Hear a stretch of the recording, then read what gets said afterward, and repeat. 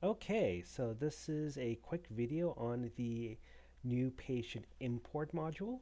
So after the patient fills out the new patient form online, they will show up in the list of new patients. And then after you press the import button, you click on the schedule the patient button, and this will show up.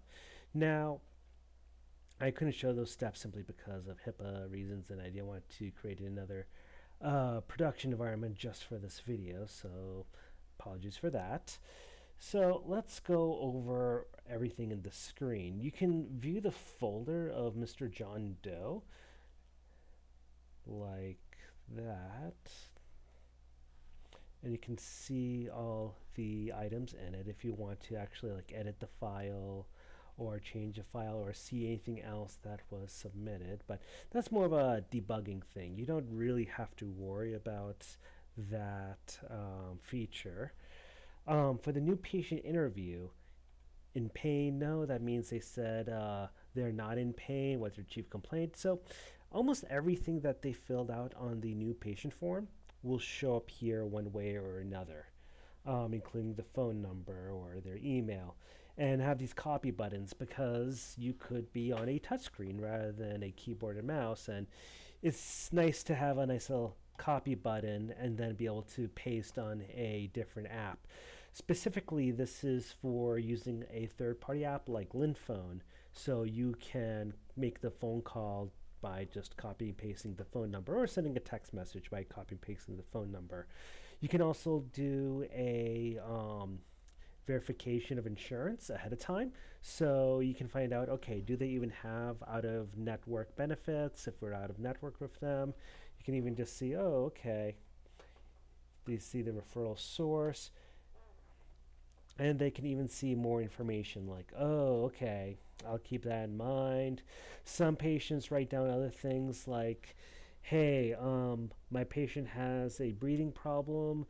You'll have to make sure that you don't do X, Y, and Z, those type of things. But overall, you get a good idea based on the age, everything they filled out, how long they need to be scheduled. So anytime you click on the calendar, it will update the rest of the available times. So let this dental practice is a little strange in that we're actually only open Friday, Saturday, Sunday. So if I click on Tuesday, it says there's no available times because we're actually closed that day. Meanwhile, if I do August 18th, there's plenty of available times for this particular chair, which is different from the other chairs. So you can also double book the patient if you really want to get them as soon as possible. But the idea is that you call the patient, you find out what date that they want to come in, either today or the next day or whatever.